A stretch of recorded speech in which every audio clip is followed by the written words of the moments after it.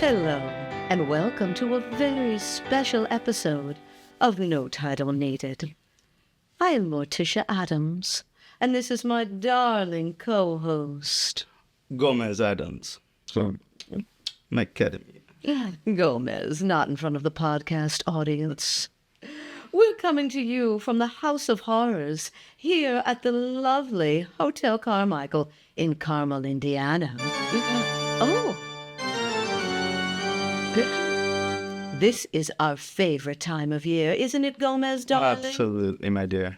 Halloween. Now, usually, I would cut the heads off these, but they're so beautifully dead, I think I'll keep them right here. Oh, wonderful choice, my dear. Thank you, darling. And speaking of beautifully dead, our guest today is John Murphy. I'm kidding, John. You're not dead. You're very much alive and here with us. Are you donning that trench coat as a bit of a tip of the hat to your brother, do you think, Gomez? A little Fester? Think so. In honor of Uncle Fester. Yes. Oh, I love it. Everyone gets into the act here. Now, John, what is it that you do? Well, I'm currently retired. I was a 40-year executive in insurance, retired from that, thought I was retired, and then I got called to IvyTech to do some foundation work. So for 8 years, I worked with IvyTech, and we raised money for the underprivileged students in and about Indiana. So you help the needy. Yes, we did. And children. Very important. Now, was it students that couldn't afford to go to school, or was it younger children? It was after K through 12. It was who really would be freshmen and sophomores. Okay. So children who really needed help going to school. Correct. But we had a broad array. People who couldn't afford it, people who lived close by, people who didn't want to leave their parents and head to IU or in Bloomington or Purdue, and people who had a part-time job and wanted to stay local. So we have 22 campuses throughout the state. Oh. Well, one right here in Noblesville. Well, and there is an IvyTech in Bloomington.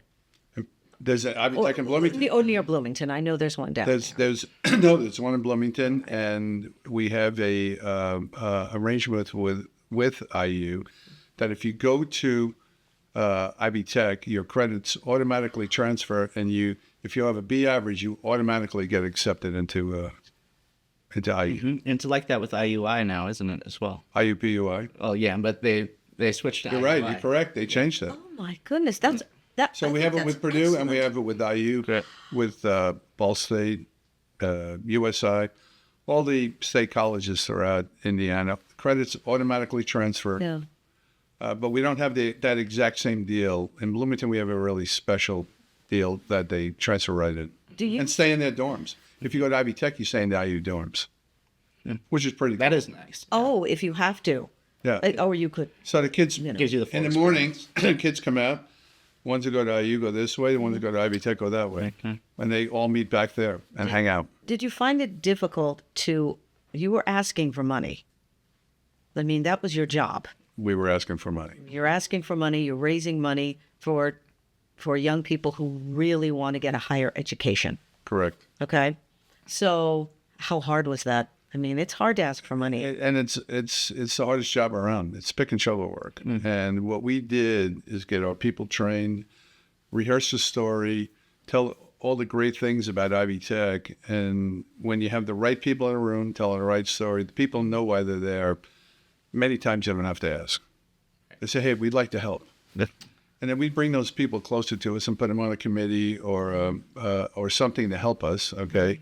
And they become part of the IvyTech family. And, my last year there, we raised close to $70 million. We did a campaign. We started a campaign for $285 million, and we ended up way over $300 million. Wow. Probably one of the best. We were the highest raising foundation of all community colleges in America. Do you find that the students, the ones that you've helped and they attend IvyTech, do you know how they move on? Yes, we follow them through the system. And what we find out is we have a special program called ASAP, and we get students through a 2-year program to 1 year, and they're all in scholarship. They can't have a job. We pay for their phone. They have to live with their family. They get through in 1 year, and they go into Purdue. We have a group, a contingent that goes in every year, 25 students. We follow them through. And the grades that they get at IvyTech are as good or better at Purdue, which is incredible. And you probably both know the only way out of poverty, I think, is education. Right. I agree. Yeah. And that, But education's changed in the last few years. I mean, now people are preaching, don't get a 4-year degree, maybe get a 2-year degree. Don't get a 2-year degree, get a certificate with 7 or 8 IT courses. I can go straight to work. Right. well, and listen, I don't think, and you don't know what's right for everyone. Is college right for everyone?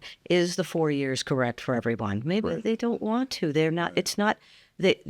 Not every young person loves the university scene and wants to do that. So I think that's fantastic. I think the 4 years is proof of a commitment for 4 years, and I think that's I did it myself, and I think it teaches you about life as well, and you're in real life, but you're not in real life. Right. You're halfway in the real world. Yeah. But you're also maturing through those 4 years. Yes. You come out a different person 4 years later, and if you went to work in a factory, you'd be a different person. Correct. You'd be more mature. Yeah. Yeah. It's an experience. Yes. Yes. And I happen to think it's good that, listen, I said, yeah, I did the 4 year as well for a bachelor's, but you don't learn everything, obviously. So those kids Right. that are maybe doing your 1 year program, then are going into work after that. And boy, you're really learning. And they're in a Hands cohort. on. Yeah. Hands And on. they're in a cohort that they study together, they hang out together, they're high performers. Okay, they push each other, and they get through. And if it's probably 98% get through on that program. Oh, that's right. Whereas the numbers are much lower in the community college, the everyday community college. Who wrangled you, so to speak, to raise money? I mean, how did you get drawn into it? So I got drawn into nonprofit work. So I was a corporate wonk, right? Driving companies, driving earnings, and for Wall Street. And then I retired. But somewhere around I can almost point out 1990. I'm from New York. Lived in Baltimore. Spent a year in Houston, and then we came here. And I had 2 mentors in my life, and one of them brought me from Baltimore here, and the other was here. And he was actually the founder of Anthem Blue Cross and Blue Shield, and he said, "Hey, you probably need to get some nonprofit work." It's like, why? I mean, I've got to run a company. I was running companies at the time. And I got to bring profits in, and I got to take care of stockholders, and I got, a couple thousand people working for me or working with me. But he said, nonprofit's different. He said, you're going to go in. They don't know who you are. The title that you have, you leave at the door, and you have to sit with 10, 15, 25 peers and have your voice heard. It'll really help you. And it was best advice ever. So right around 1990, IvyTech came to me and said, hey, would you sit on our board, our foundation board? And I answered properly at the time, no, hell no, I'm not going to do that. I don't want to do it. I don't want to raise money. I don't like raising money. And I have to run this company. And then they came back a second time, and I said, all right, I'll consider it. Then I went on the board, and I actually became their youngest chairman of the board a couple years later. It happened to be an older, all-male, dominated board, which was probably of the time. And we changed all of that. We changed the demographics and the gender and all of that, and we're much better off for it. But that was the beginning of me in nonprofits. So I've spent my time in nonprofits trying to help, bringing whatever background or experience I have to the table and help these nonprofits run a little bit better. Well, you're wonderful. Yeah. Well, you're too kind. Really help change the community. I'm not kind. But we have to take a break. We'll be right back. with John Murphy.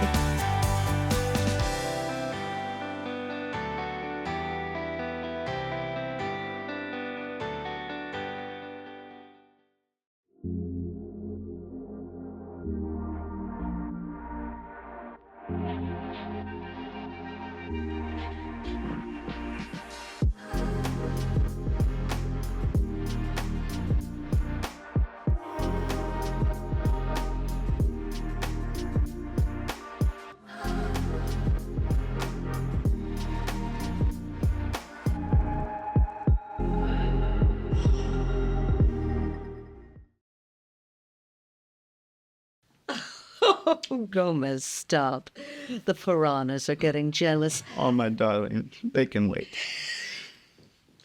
Hello, and welcome back to this very special Halloween episode of No Title Needed with yours truly, Morticia Adams. And Gomez Adams. Oh, my darling. And we're here with the lovely, dangerously lovely John Murphy.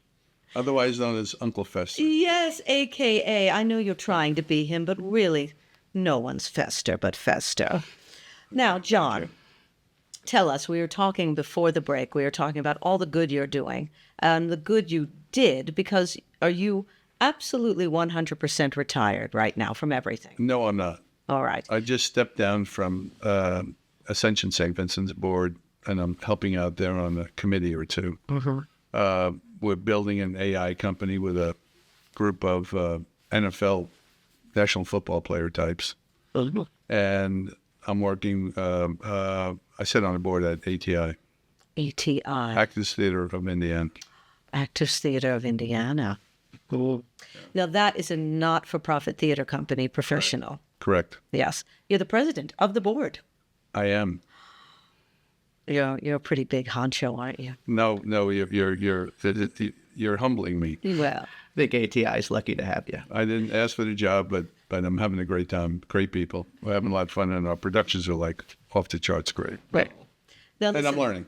Yes, and it's and listen, you learn with everything you do, correct? Correct. Oh, yeah. Nah, I agree. Even at my age. I agree. Yes, Uncle I don't Fester. think you ever stop learning. Well, Fester is. I know he's special, We don't know how old he is, really, don't. but I know he's special. Him, it, thing. We don't know the age. Tell us. Let's talk about your background a little bit. Let's talk about where you were born. You're not from here. You're an East Coast boy. Exactly where? So I was born in the Bronx in New York City. Okay, I'm a city rat. Mm-hmm. So I grew up I have 5 of us in my family. I have 2 brothers, 2 sisters. We grew up in a city block with probably 25 of my closest friends, and they still are.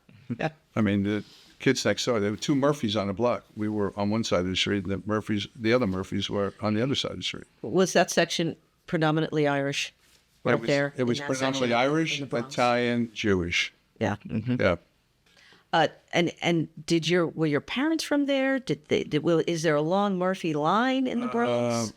My father was born in Scotland. So he came over right in late October of 1929, right before the crash. Wow. So 5 kids, parents, came off the boat, and the market crashed, the world crashed, no work. They lived middle class in Scotland. They came here with no work. He was a sandhog, and the Irish did that. Mm-hmm. They dug the tunnels in New York for the subways, for the tunnels, traffic tunnels. Well, the Irish work.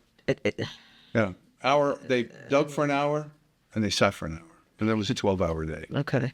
And then my other grandfather came from Walsh, came from Ireland also, and he was booked on the Titanic. Oh.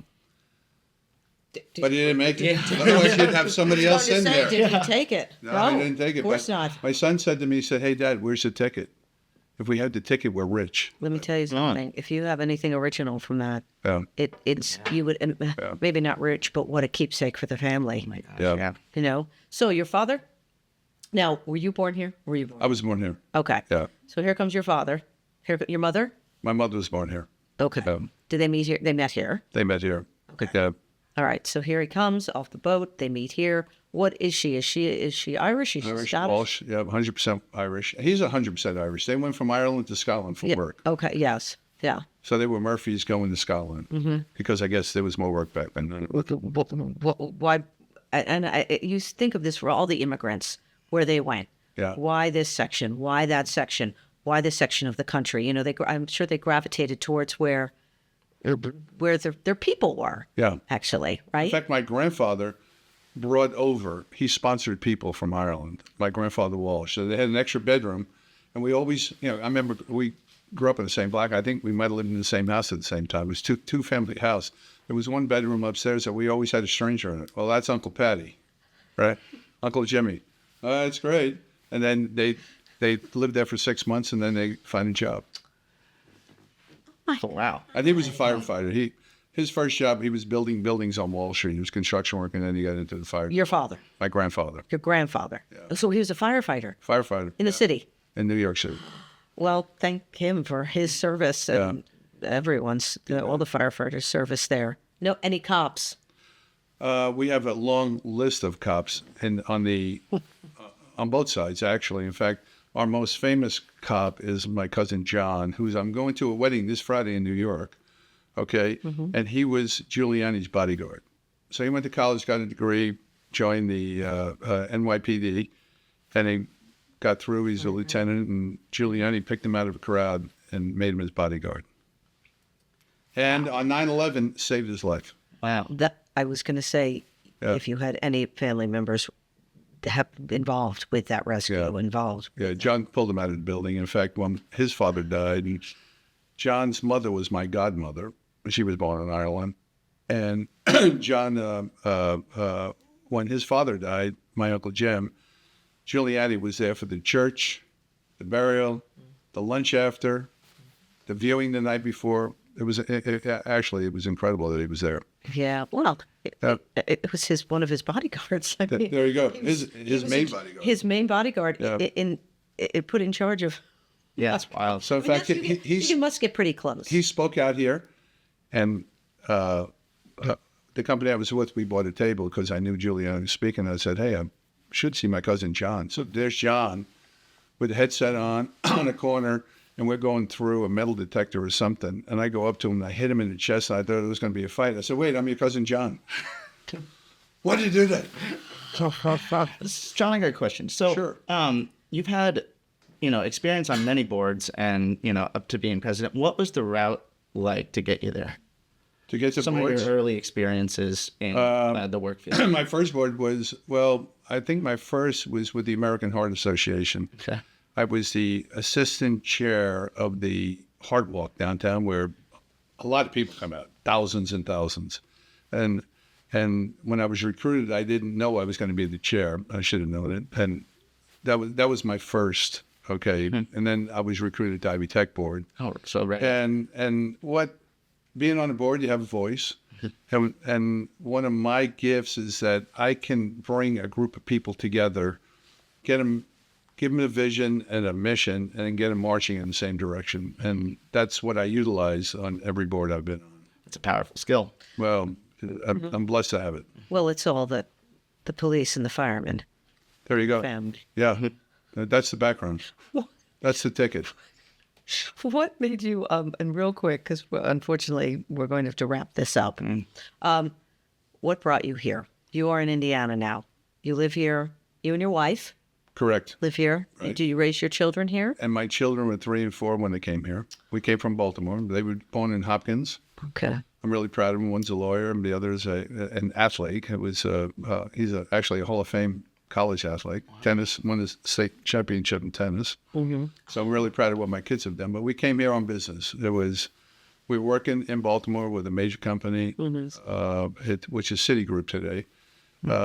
They sold off our company. I went to Houston for a year, and then the CFO of that company became the CFO, Pat Sheridan, of Anthem, Blue Cross and Blue Shield, and he brought a couple of us out. So you just followed the work? I followed. You followed the work, but you decided to stay. This is going to be a 3 to 5 year deal, and our kids went to grade school, high school, college, okay, and Carmel, Indiana is a great place to live. Indiana is a great place to be. And that's, we decided to stay here. We've been here 35, 40 years now. But you always need a little taste of home. every once in Friday, a while. I'll be back in the Big Apple. Great. Yes, back in the city. Yes. Seen any shows?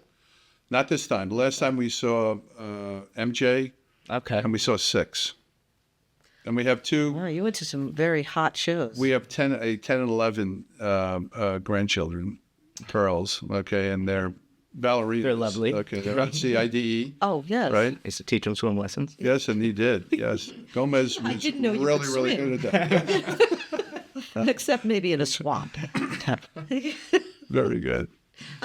Yeah, so we have 2 grandchildren here now, so we're entrenched. Oh, We're almost being considered Hoosiers. I mean, I don't know how many years you have to be here to become a Hoosier, I but don't know. I'm on the list. I'd say I don't you're know. right there. But you never forget your East Coast roots. No, and I try to teach the kids to talk like that, I hope so. and they're not picking it up. I hope They're so. Very disappointed. Oh, that What do is you guys just call a fire hydrant out there? a fire hydrant. Oh, I wonder. A Johnny Pump? Johnny Pump. That's what, There it yes, is. that must, Yeah. that's over in Yeah, the we had city. Johnny Pumps and Yes. drank water out of it. Yeah, the Johnny Pumps. But we sprayed always 'em. just said hydrants. That's right. Yeah. You were in Jersey. I Aren't they was. sure? Each one's. We have to wrap it up, John Murphy. This is very enjoyable. Thank you And for being Thank here. you for having me.